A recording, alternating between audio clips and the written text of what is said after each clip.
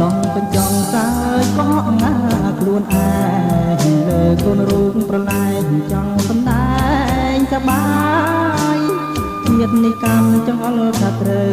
ក្លៀនឆ្ងាយកម្មអើយកម្មកាយឆ្ងាយអើយឆ្ងាយខាងយល់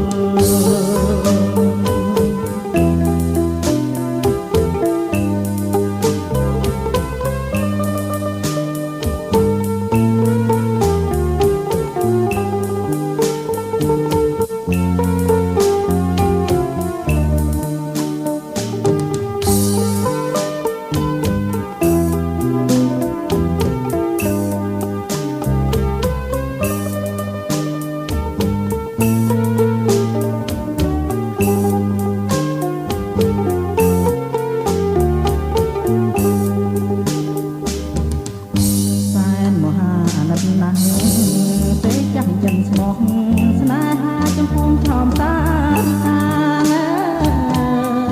ចិនជ្រុលហួនទៅអីលើខ្លោចសា